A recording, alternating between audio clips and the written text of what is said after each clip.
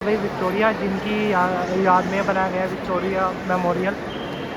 और ये बनवाया था भाई जो जॉर्ज लॉर्ड कर्जन थे उनके द्वारा ये बनवाया गया था। दोस्तों ये भाई उस समय की कुछ और तलवारें और ये भारतीय ढाल।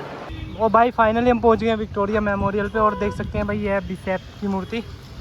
और चलते हैं भाई ये सामने पीछे की तरफ है विक्टोरिया मेमोरियल।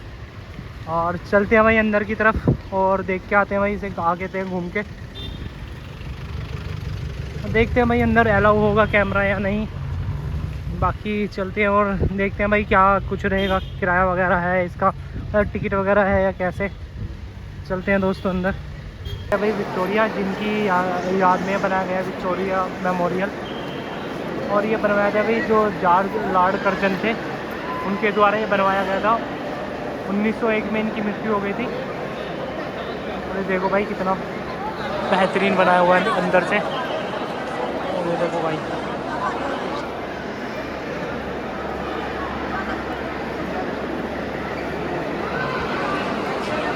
भाई वास्तव में बहुत ज़्यादा अच्छी शिल्पकारी है।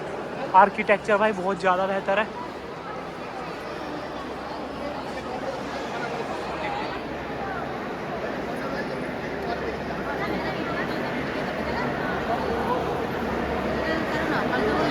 भाई बता दूं यहाँ पे जो टिकट की एंट्री थी भाई 50 रुपये एंट्री है पर पर्सन एडल्ट के लिए।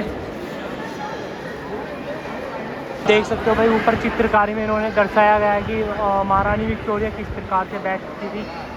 ये इस तरीके से भाई किस तरीके से उनका स्वागत करा जाता था। ये उस समय की यादों की कुछ चित्रकारियाँ भाई देख सकते हो दोस्तों कि सभी महारानी विक्टोरिया को गाड़ी में लाया जाता था उस समय इस तरीके से। और ये समझ नहीं आ रहा है कि कहाँ का है, सोने का या किसका है। बाकी वो अपनी शायद जो नौकर या दासी जो बोलते थे हम उसका सीन है ये। और ये साइन वगैरह वहाँ पे कुछ देख रहे हैं शायद जॉर्ज लॉर्ड कर्जन वगैरह उसका उनके साथ मीटिंग है शायद उसके लिए। दोस्तों ये कुछ इस तरीके की चित्रकारियाँ बनाई गई हैं उस समय की याद को रखते हुए। दोस्तों ये हैं भाई उस समय की कुछ और तलवारें और ये भारतीय ढाल। ये दोस्तों उस समय की लगी हुई।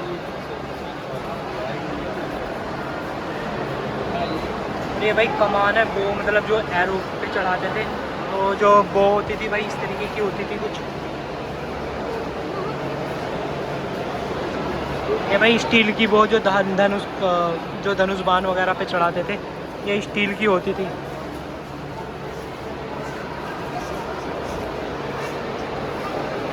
ये भाई तोप उस समय की, ये देखो छोटी तोप।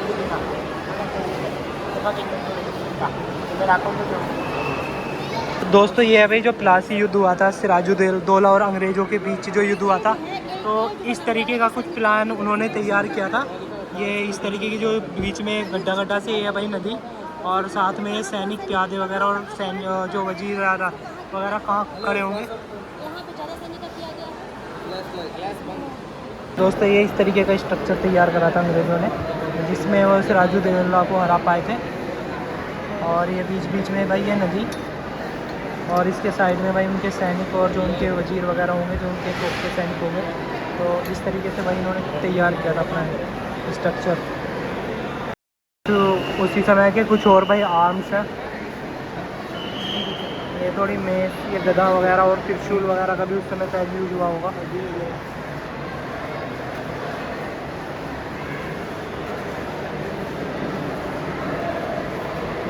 दोस्तों ये उस समय की कुछ किस के न्याय शास्त्र किस प्रकार से थे तो उसी के बारे में इन्होंने संजो के रखे हुए चीज़ें।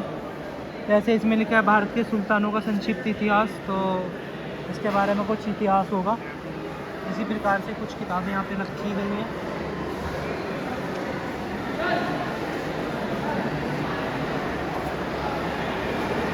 दोस्तों देख सकते हो भाई कितनी लंबी तलवार है, ये देखो भाई। और ये है सील्ड स्टील की स्टील की क्या भाई मतलब काफ़ी कुछ मिला जुला के काफ़ी तैयार करते थे, काफ़ी मेहनत से तैयार करते थे वो भी। तो काफ़ी खतरनाक हथियार भाई उनके होते थे उस समय पर भी। स्टैम्प ईस्ट इंडिया कंपनी की मोहर, लॉटरी टिकट प्लेट है।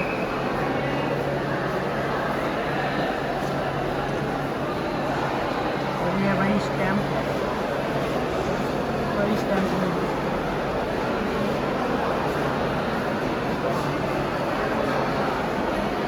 ये लघु चित्र, भाई इनका चित्र ऐसा पिक्चर है स्टैम्प में।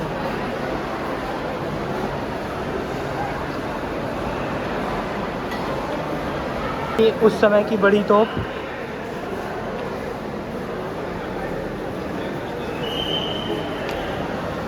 ये भाई नवाब सिराजुद्दौला की तरफ से इस्तेमाल की गई थी।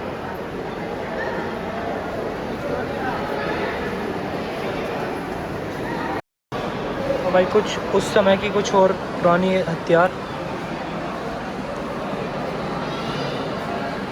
ये इस तरीके की गनों का भी इस्तेमाल होता था।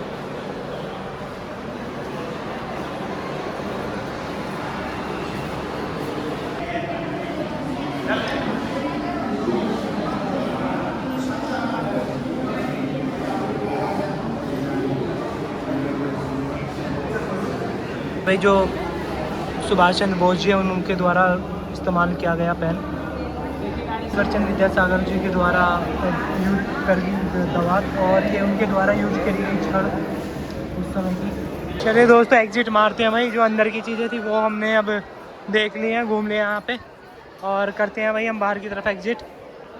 तो भी एग्जिट मारने वाले थे पर अभी देखो ये ऊपर की तरफ भी बनाया हुआ है इन्होंने, तो अभी हम चल रहे हैं भाई ऊपर की तरफ, ऊपर भी घूम के आते हैं। भाई ये ऊपर आ गए हैं, ऊपर जो है यहाँ पे जो कहानियाँ होती है कि किसी ने क्या करा था तो उसी के बारे में चलती रहती हैं, उन्हीं की स्टोरी जो संबंधित है आज़ादी से, तो उन्हीं के बारे में बता रहे हैं। ये अलग अलग भाषाओं में होते हैं, किसी दिन मतलब कुछ दिन तय हैं, उस दिन वो बांग्ला में स्टोरी सुनाएंगे, कुछ दिन वो हिंदी में सुनाएंगे, कुछ दिन इंग्लिश में सुनाएंगे।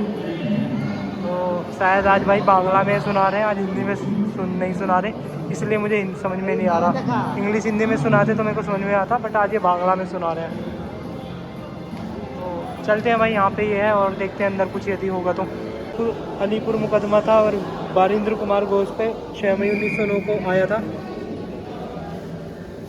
ये उसके बारे में जानकारी है। इसी तरीके के भाई जो उस समय के ये हमारे स्वतंत्रता सेनानी थे, तो उन्हीं के बारे में जब ये पुरानी डेट्स में उनके बारे में आ रहे थे फैसले, न्यूज़पेपर छपे हुए थे, फ़ोटो थे, तो उसी के बारे में बताया गया था। जैसे ये खुदीराम बोस की जो गिरफ्तारी हुई थी, ये खुदीराम बोस जी खड़े हुए हैं उस समय में, तो उनकी गिरफ्तारी का एक फ़ोटो है। त्रिफुल चाकी और खुदीराम बोस को जो 5000 रुपये की पढ़वाने के लिए जो इनाम घोषित करा था, ये भाई उस समय के न्यूज़पेपर का वो है कि 5000 रुपये का इनाम दिया जाएगा, तो उसके बारे में जानकारी है। मुकम्मा घाट गया था, उस पर त्रिफुल चंद्र चाकी जो थे भाई उनकी डेथ हो गई थी, तो उन्हीं के बलिदान के बारे में है। त्रिफुल जी ने बचने के लिए भाग निकले और उन्होंने मोकम्मा घाट पर आत्महत्या कर ली थी।